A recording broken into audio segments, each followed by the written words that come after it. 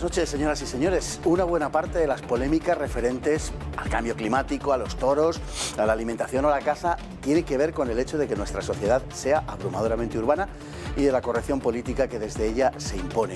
Algunos de los relatos más comunes hasta hace unos años, los de Julio Verne, los de Salgari, Corbett o Hunter, las andanzas de Livingstone, Speke o Stanley, yacen hoy sepultados bajo las toneladas de indiferencia y hastío características de nuestros días, pero sobre todo proscritas por su naturaleza antropocéntrica que pone de relieve un mundo muy alejado de esa idílica versión Walt Disney del mundo natural que hoy se nos impone.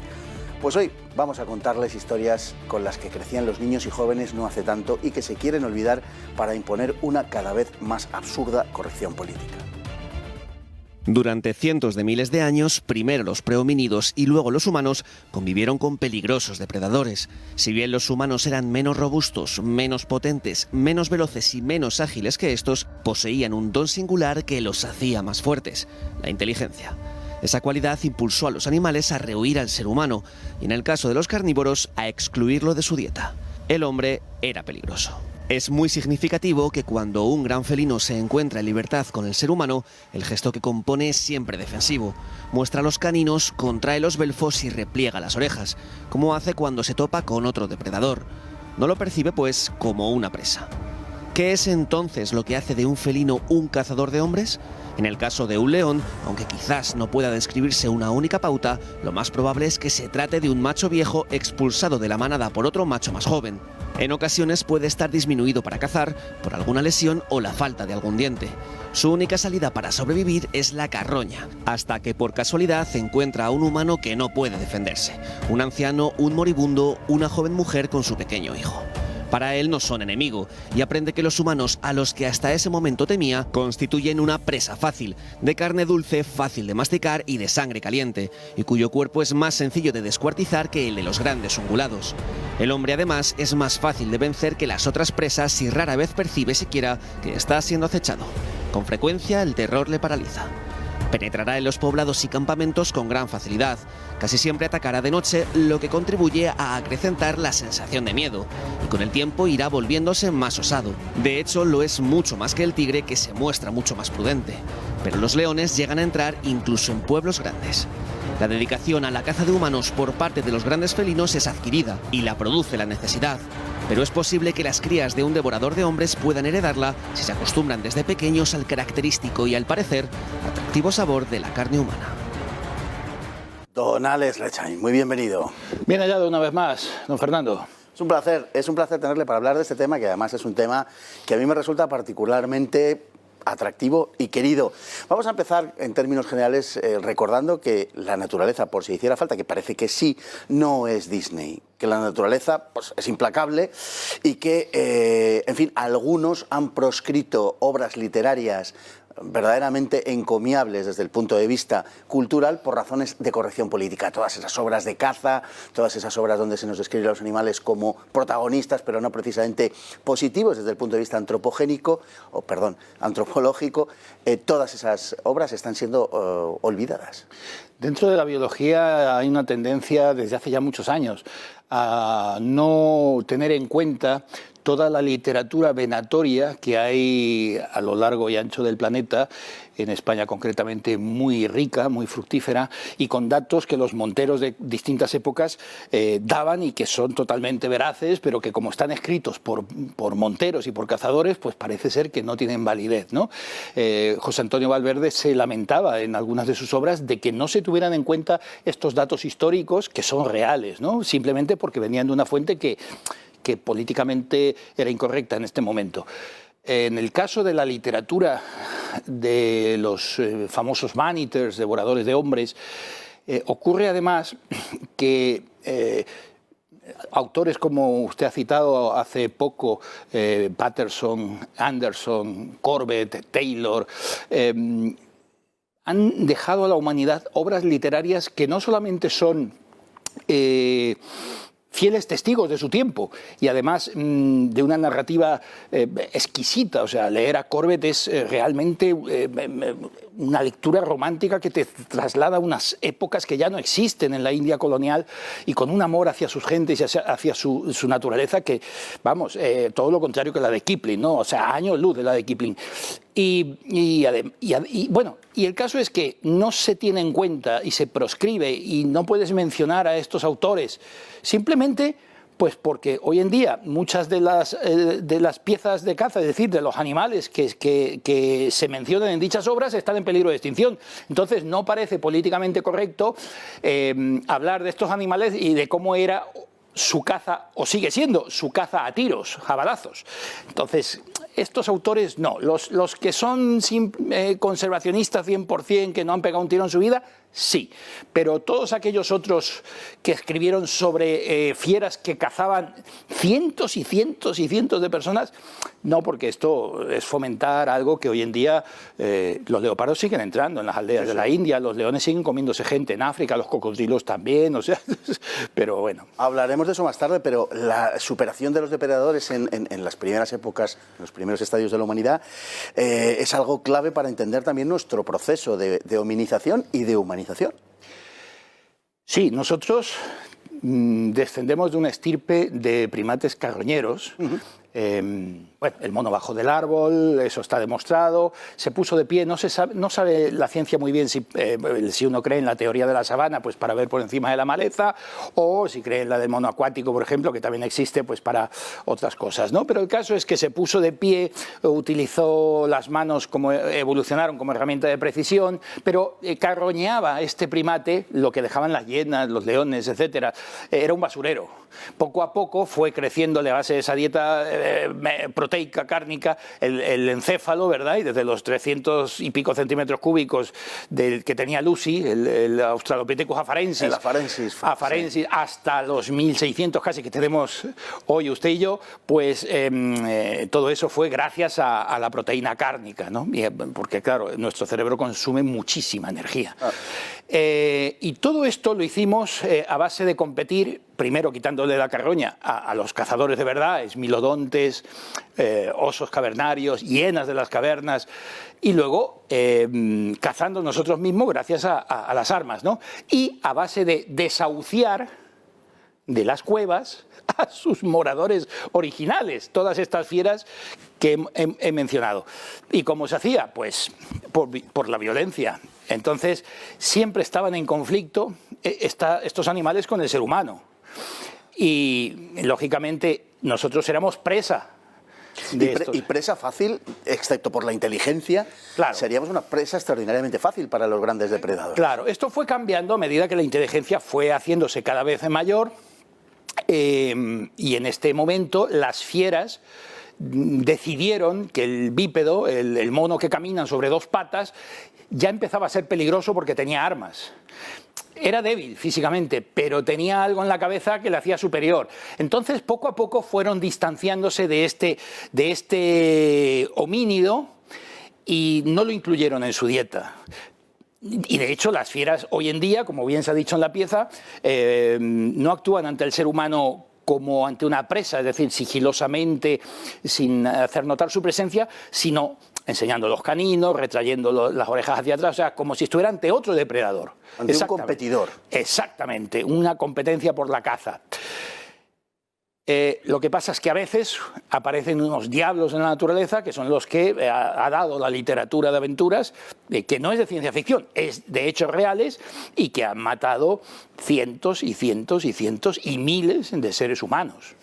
Pero en esta literatura a la que aludíamos, hay una admiración por la naturaleza en toda ella, hay incluso en fin, una sensación de encontrarse ante el misterio y se le rinde hasta una cierta veneración por parte de todos estos autores que la ven como algo a superar, no a aniquilar, sino a vencer.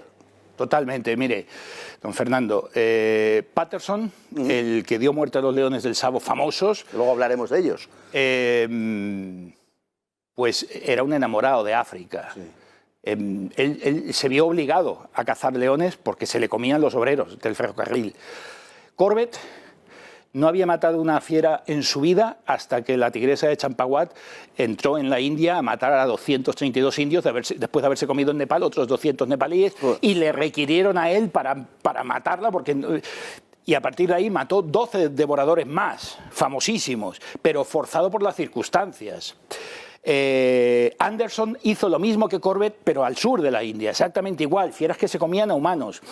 El teniente coronel Arthur Locke se vio forzado, ni siquiera le gustaba la caza, o sea, renegaba de las armas de fuego y se vio forzado a matar tigres porque igualmente en su famosa obra Los tigres de Terengganu no tiene más remedio que o su gente o los tigres, y así sucesivamente. Uno lee a Corbett y es una lírica la que destilan sus palabras, una veneración por la naturaleza. Corbett había mamado la jungla desde pequeño en compañía del furtivo local y sabía imitar el canto de todos los pájaros, reconocer a todos los monos, langures, era un mejor rastreador que un piel roja norteamericano. Amaba la naturaleza, o sea, él se vio forzado a que le pidieron, por favor, que nos matan, acabe usted con estas fieras, y pasó a la historia por eso, pero tiene libros preciosos, Mi India, en la que describe toda la India colonial, la sabiduría de la jungla, bueno, Corbett es el impulsor de los documentales en su país. Las primeras películas sobre tigres las hizo él con unos aparatos rudimentarios, y el principal parque nacional de la India lleva su nombre. Sí. Sí, señor, así es. Y el principal parque nacional, que no es parque nacional porque realmente es una reserva de caza, que es Selous, en el sur de Tanzania, lleva también el nombre de un gran cazador y de un enamorado de África y de la caza, como también lo era Hunter, por ejemplo. Sí, Frederick Silius, que fue explorador, fue cazador, fue conservacionista antes que otra cosa, muy amigo del presidente norteamericano Theodore Roosevelt. Sí, que ese sí que en fin, batió algún que otro récord cinegético. Algunos sí, alguno que otro, y lleva su nombre, pero todas estas personas son verdaderos... O sea, uno no puede pensar que el cazador odia la naturaleza y que odia a los animales. El cazador lo que quiere es conservarla, por egoísmo propio, pues porque lo que le gusta es su nexo de unión con la naturaleza, es la caza, y si se acaban los animales ya no puede seguir cazando. O sea, el cazador tiene que tener perdices todos los domingos, y si acaba con ella, pues no puede disfrutar. Es decir, tiene que haber una conservación del medio, una gestión justa y equitativa del medio. Y estas obras y estos personajes, todos ellos destilan un tremendo amor por la naturaleza, pero veneración por la naturaleza, como han sido los pueblos cazadores de todos los tiempos. Hay que recordar que los esquimales, que usted sabe que cazan focas y que cazan otros animales para comer, cuando matan a una foca, lo que hacen es la sacan del hielo y se planta el esquimal de rodillas, rezándole al padre de todas las focas, pidiéndole perdón por haberse llevado una de sus hijas. Bueno, como hacen los pigmeos con los elefantes. Exactamente, y el que mata al elefante no come de ese elefante. Y luego cuando la foca llega al iglú donde está la mujer le da vierte un cazo de agua dulce sobre la boca de la foca muerta, porque la hermana foca vive en el agua salada y pasa mucha sed. Esta es la mentalidad de veneración hacia la naturaleza, agua dulce que es muy preciada. Sí, claro. Es un tesoro en esas latitudes. Exactamente. Lógicamente. Bueno, si hablamos de devoradores de hombres, de man-eaters, la literatura inglesa, los devoradores de hombres, lo hacemos porque lo normal no es que devoren hombres, sino que hay determinados ejemplares de determinadas especies, y estamos citando tres en el caso de los felinos, lógicamente leones, leopardos y tigres, que de algún modo se especializan en la caza del ser humano. Y en ese sentido podemos decir que el devorador de hombres, también un poco literariamente, no nace, sino que se hace. Sí, como hemos visto en la pieza, es una casualidad que un león sin corona, un león que ha sido desterrado en justa lid por otro león más joven, y eso es que le queda poco tiempo de vida, porque ya no es tan fuerte, ¿verdad?, para liderar ese clan. Un león, pues eso, segregado de su horda, que está casi al filo del hambre, que a lo mejor está impedido para la caza de las presas naturales, con una carroña humana o con un moribundo, y devorando a ese humano aprenda que es mucho más fácil la carne humana de cazar y de comer que la del antílope, que la de la cebra o que la del ñu. Y ahí nazca un devorador de hombres. Y este devorador de hombres va aprendiendo y cada vez se hace más inteligente, cada vez aprende de sus errores. Efectivamente, los leones son más peligrosos que los tigres porque atacan durante el día y pueden ser varios, los tigres no, los leopardos tampoco.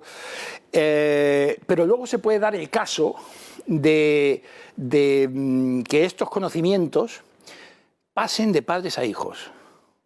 Y esto genera clanes y linajes de leones devoradores de hombres. Claro, el león, aunque actúe en manada, puede también actuar solo. Y si encuentra esa carroña, igualmente va a rugir contra el suelo y va a llamar a sus compañeros para que vengan a comer de esa carroña. Entonces, al final siempre son un grupo de leones. Normalmente no es uno solo. El león no suele cazar solo.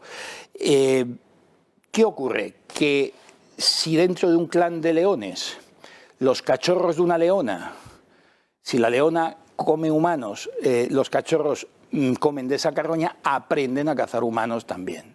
Esto ha pasado. Porque le cogen el gusto, digamos. Sí, claro, es que la madre les enseña lo que tienen que hacer en la vida. Si la madre ya caza humanos y tiene cachorros, los cachorros aprenderán. Hay científicos que dicen que no, que esto no es así, que a lo mejor ha habido casos que en épocas de escasez de presas han cazado algún humano, pero que cuando han vuelto las presas a su población normal han dejado de cazar humanos. Ciertamente el humano les da miedo y hasta que vencen ese miedo hay un proceso de aprendizaje, pero lo lógico es que si una leona con sus cachorros encuentra carroña humana, los cachorros aprendan a comer carne humana. Vamos a continuar con este asunto que me parece verdaderamente apasionante, centrándonos en el caso de los leones en la segunda parte del programa. Ahora nos vamos a nuestra hemeroteca.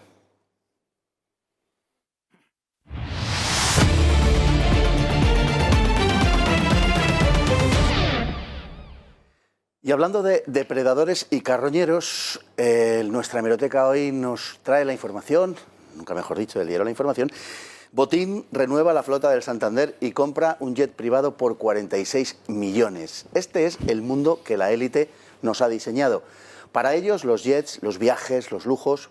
Nosotros comeremos saltamontes y hormigas, tendremos un salario que apenas nos permita sobrevivir, con suerte.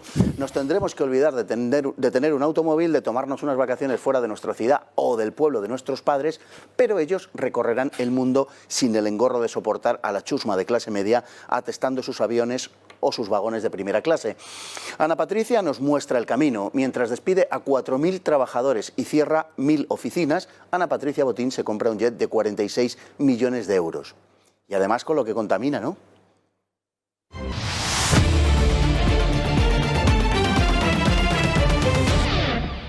De vuelta vamos a contarles algo sobre la realidad que viven las personas en lugares como África, donde los felinos tienen poco que ver con la figurada animación, del Rey León.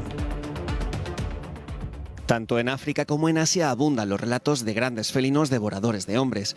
A los leones en África y a los tigres en Asia hay que añadirles los leopardos en ambos continentes. Y las tres especies convergen en la India, por lo que este país y África Oriental son las regiones más azotadas por las actividades antropófagas de los felinos. Lo que sucedió en Kenia a finales del siglo XIX, en buena medida, es ilustrativo de lo que han supuesto otros ataques de felinos o de carnívoros a humanos a lo largo del tiempo. En 1898 los británicos estaban tendiendo el ferrocarril entre Mombasa, en la costa del Índico, y Kampala, en la orilla occidental del lago Victoria.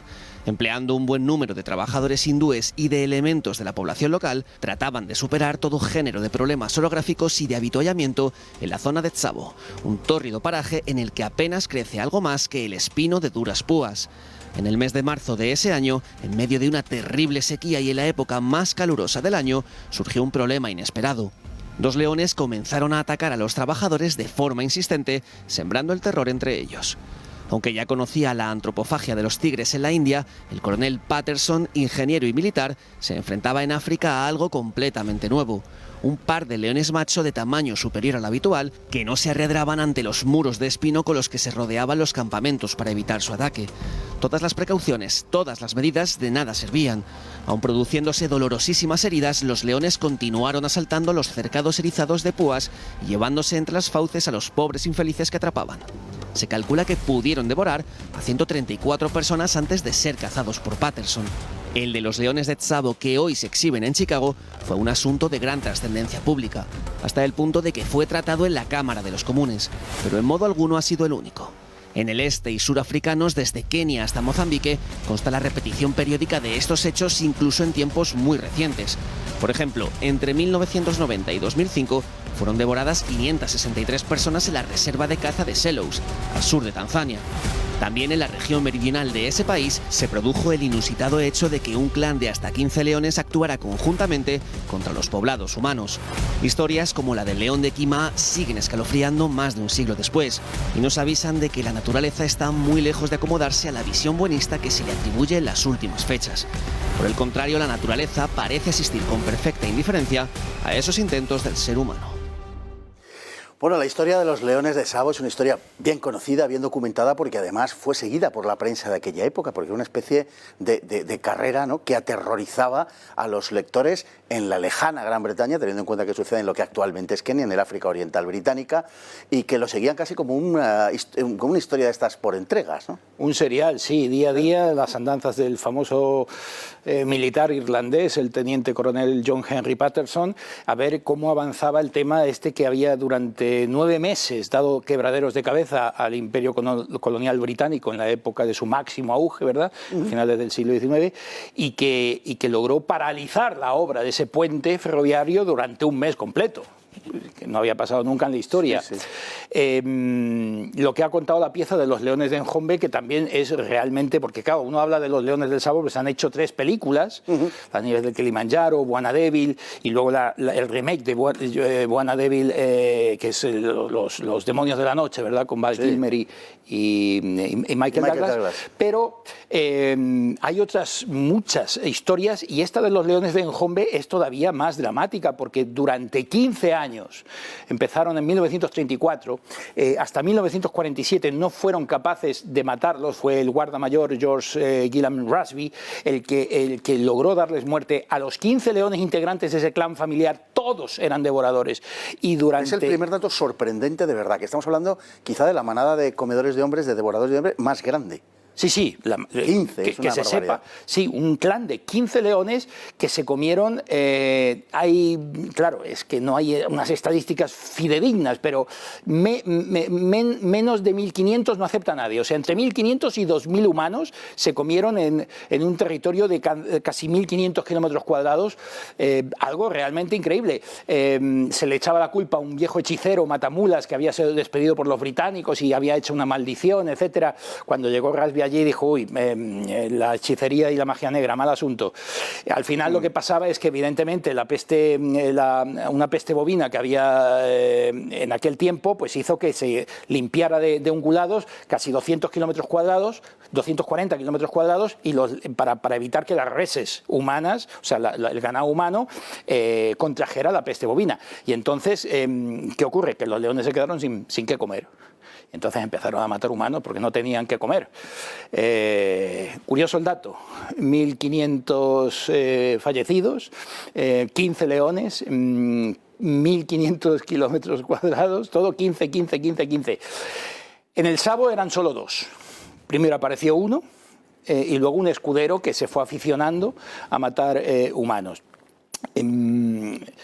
Patterson intentó darles caza por todos los medios posibles, utilizando trampas, pero es que llegaba un momento que el primero, el más grande, ya perdía totalmente la vergüenza y atravesaba las bomas de espino, que son unos muros defensivos de acacia apretada, las atravesaban todas las noches, él y su compañero, todas las noches, rasgándose la piel, dejándose ahí toda la vida, y sacaban... Espino durísimo, hay que decir, son verdaderas púas impresionantes. Unas púas, las acacias, son puñales, o sea, esto, ¿cómo se llama? Las concertinas, nada, o sea, un juego de niño al lado de una bomba de espino. Yo que las he visto, usted también que ha estado en África, aquello es impresionante.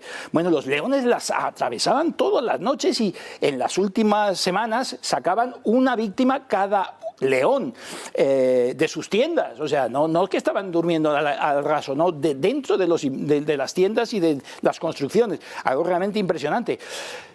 Patterson estaba desesperado, ya, no sabía qué hacer. Claro, toda la población de coolies, la British, la compañía del ferrocarril había traído 32.000 coolies indios para esa obra, que es los que estaban más o menos censados, ¿no? La compañía creo que reconoce unas 32 muertes, pero claro, todos los de la población indígena, población negra, no estaban contabilizados y esos... El diario de Patterson dice que fueron casi 140 personas. Y él estaba allí. A mí, por más que me digan que hayan hecho estudios aquí y allá, porque se han hecho estudios moleculares de los restos de los leones, ya dicen que no más de 30. Patterson estaba allí y para mí la palabra de Patterson va a misa. Él los mató y si él dice que eran 140, eran sus hombres y son casi 140 hombres. Y no hay más historia. Logra matar al primero el 9 de diciembre de 1898, subido desde lo alto de un macán, que es una plataforma, porque allá los leones estaban acostumbrados a verlos en las ramas.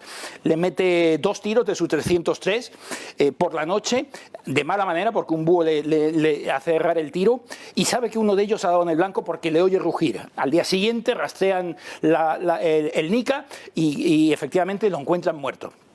Uno de los proyectiles le había entrado en el pecho, y estaba, o sea, le había entrado por el codillo izquierdo y estaba dentro de su corazón, y el otro le había dado una patada atrás.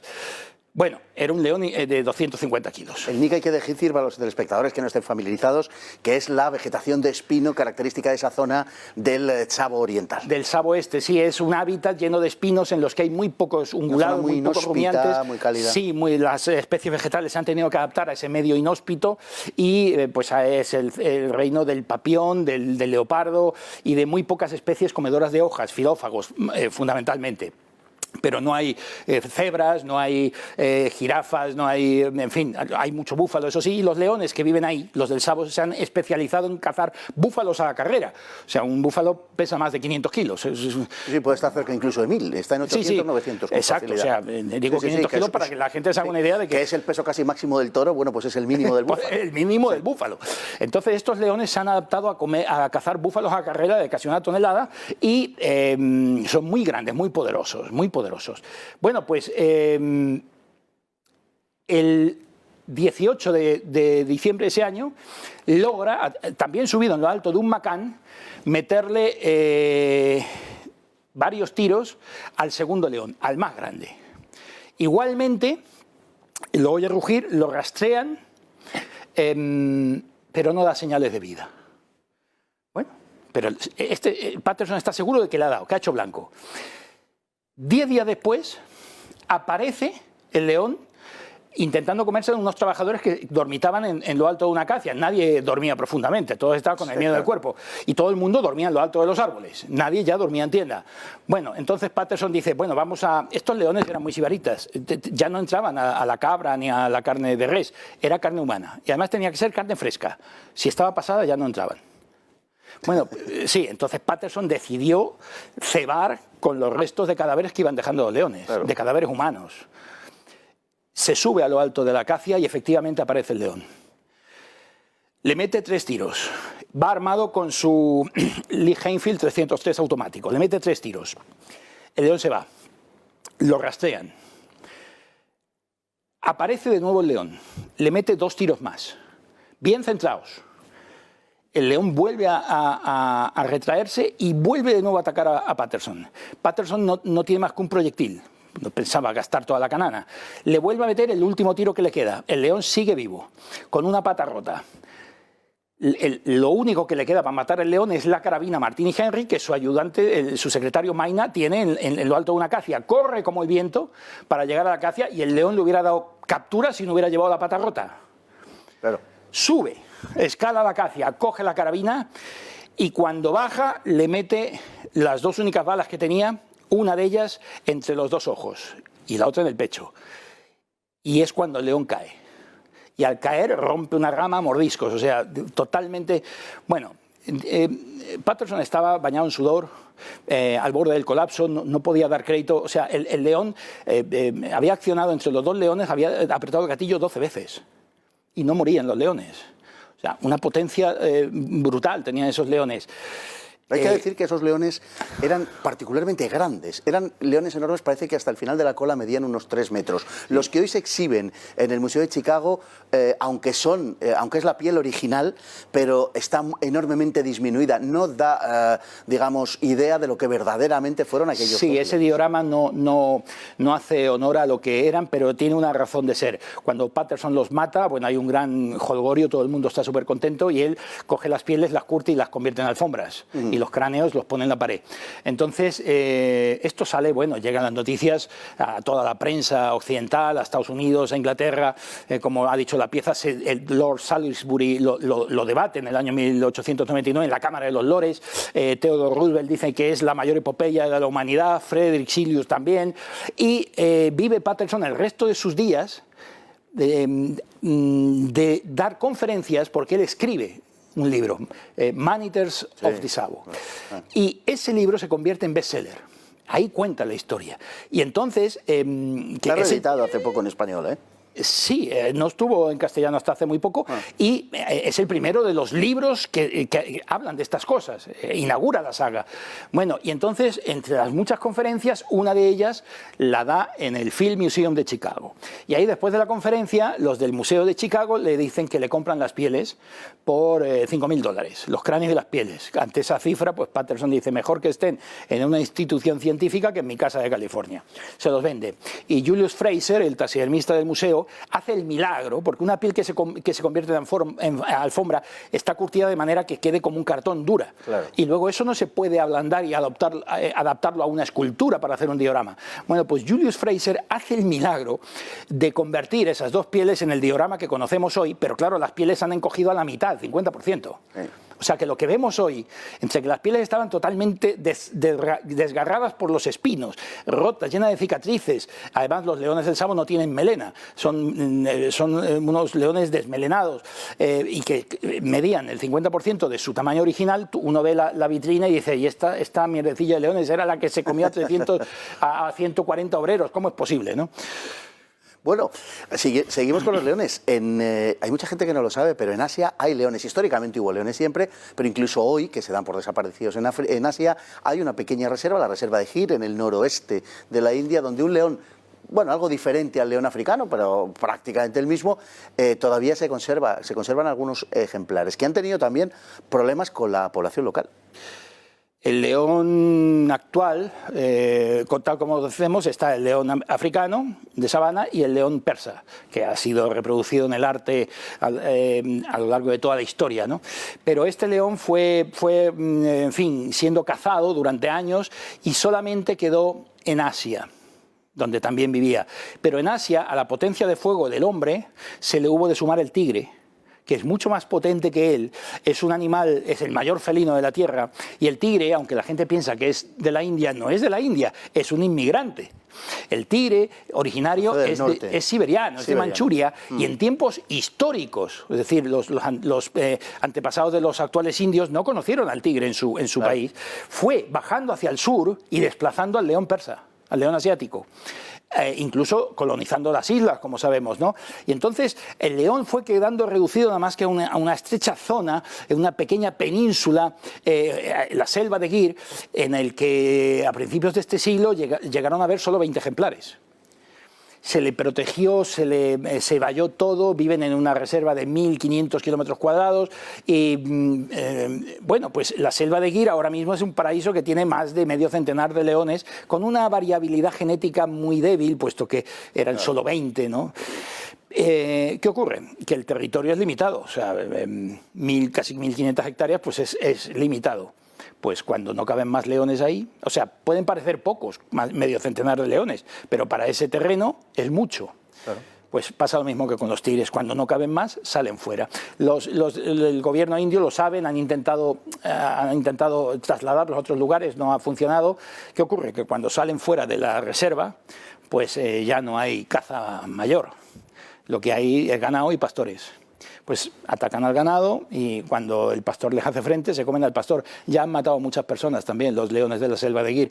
Son leones diferentes al africano y que, bueno, pues yo creo que al final acabarán extinguiéndose porque están ahí metidos en un oasis, en un gueto que es difícil de mantener. Sí, esa variedad va a ser complicado.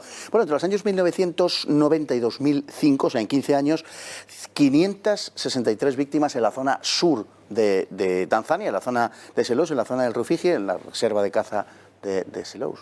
Es una cifra verdaderamente impresionante. Sí, bueno, o sea, no solamente está el relato de Patterson en África. John Taylor mató muchos de esos, casi 50 devoradores, mató John Taylor Pondoro en el río Zambez, en el río Rubuma. Los datos, y se siguen comiendo los leones gente a día de hoy. Recordará don Fernando que hace unos años se habló del famoso león Cecil, que un cazador estadounidense, arquero, había matado y que estaba radiomarcado con un collar, lo cual era total, o sea, es cierto a medias, ¿no? Se hizo una campaña. Primero se dijo que era un español. Ojo, siempre van primero por los españoles. Luego ya esto fue en verano. Siempre hay serpientes de verano que la prensa intenta, en fin, llenar de contenidos. Bueno, se supo que era un dentista estadounidense, que había estado allí, no sé qué, y que habían dicho que habían sacado al león de malas artes de la reserva donde vivía. En realidad era un león viejo, segregado de la horda precisamente, y que el collar ya ni emitía ese collar de radiomarcaje, ¿no? El caso es que estaba carroñando un cadáver de un elefante cuando de noche le dispara el flechazo y, bueno, lo matan, ¿verdad? Lo matan, el gran escándalo. Hubo un juicio, salió absuelto, por supuesto, el cazador, también el ranger, todo era absolutamente legal. Llegaron a pedir incluso la extradición a Obama, a la Casa Blanca, cuando Estados Unidos no había, o sea, cuando el gobierno de Zimbabue no había pedido nada, ¿no? Pero ellos exigían a la Casa Blanca que deportaran al dentista a Zimbabue. Bueno, el caso es que en el clan de ese león, justo al año siguiente, una leona se comió a unos cuantos indígenas. De ese mismo clan, del león Cecil. Yo tengo la foto de esa leona devorando al indígena. Foto que, por cierto, en redes sociales se me censuró. Ojo al dato, puse la foto de la leona. Dije, hermana del león Cecil. Censurada. Así funciona la prensa. O sea, cuando es algo de conservacionismo sale todo. Pero cuando un león, un cocodrilo o cualquier mata a un humano, eso es políticamente incorrecto y eso no se puede decir porque no les conviene.